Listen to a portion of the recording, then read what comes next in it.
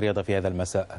انطلقت قبل قليل مباراة الجولة الأخيرة للمجموعة الأولى من كأس آسيا لكرة القدم، حيث تتقدم قطر على الكويت الآن بهدفين دون مقابل، فيما تواجه أوزبكستان الصين في المباراة الأخرى التي تجري في التوقيت نفسه. ونشاهد في هذه الصور لقطات مباشرة من ملعب المباراة، حيث تتقدم قطر على الكويت بهدفين دون مقابل، فيما الصين تتعادل مع أوزبكستان بهدف لمثله.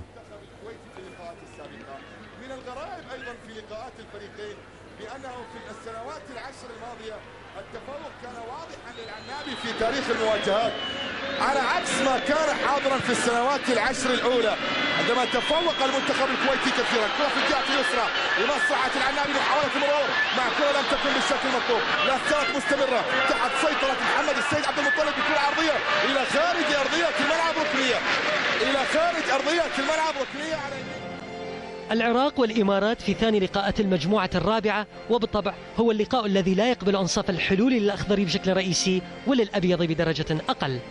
البداية جاءت حذرة من الجانبين، إلا أن ذلك لم يمنع العراق أولا من السيطرة، ولولا ضعف خط الهجوم للأخضر لكانت النتيجة تغيرت مبكرا.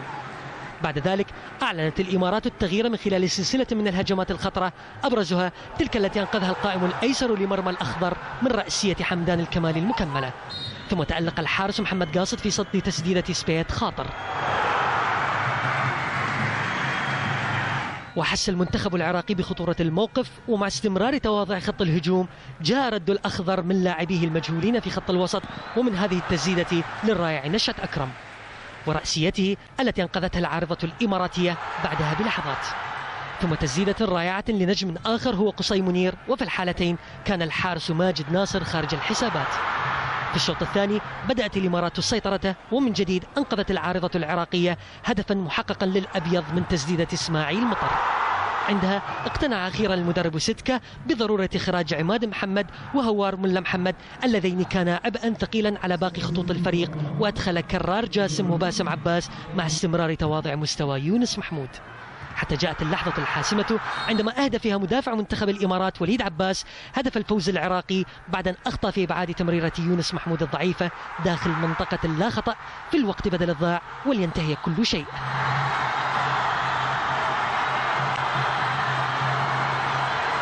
قدرنا انه ننهي شوط اول مباراه الامارات، عندنا شوط ثاني مع منتخب كوريا، ان شاء الله نعد العده لهذه المباراه. مثل ما تعرف بعدنا الى الان ما محسوم التاهل، لكن الفوز نعتبره في الدافع معنوي للمباراه مع كوريا ان شاء الله.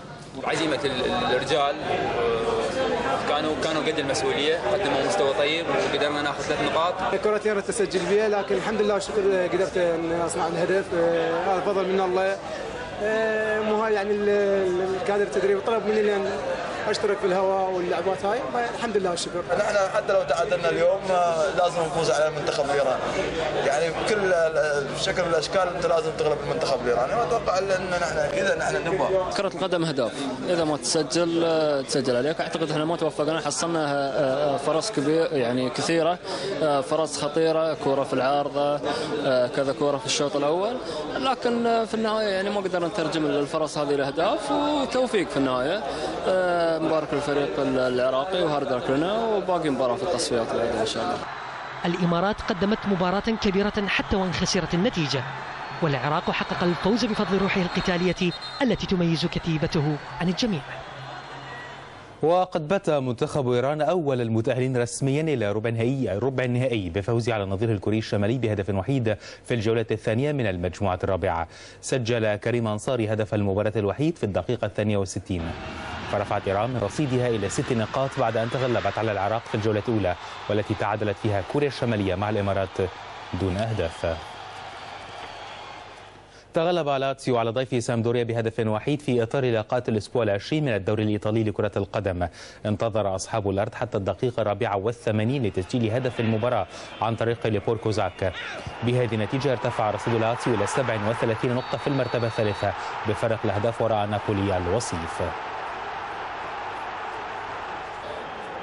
ونجح روما في الفوز على مستضيفي تشيزينا بهدف اللاعب ماكسيميليانو بيليغرينو بالخطأ في مرمى فريقه في الدقيقة 89. رفع الفوز رصيد روما إلى 35 نقطة في المركز الرابع. وخرج يوفنتوس منتصرا أمام ضيف باري ب2-1 حيث تقدم أليساندرو ديل بييرو لأصحاب الأرض بعد 43 دقيقة، لكن باري نجح في إدراك التعادل في الدقيقة 57 عن طريق رودولف، ومنح ألبرتو أكويلاني هدف الفوز ليوفنتوس في الدقيقة 79 ليرفع رصيد الفريق ل 31 نقطة في المركز الخامس.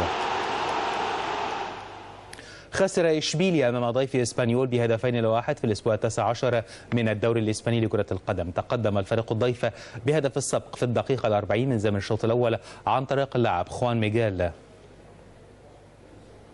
وعاد هذا اللاعب ليسجل الهدف الثاني لفريق إسبانيول في الدقيقة 78.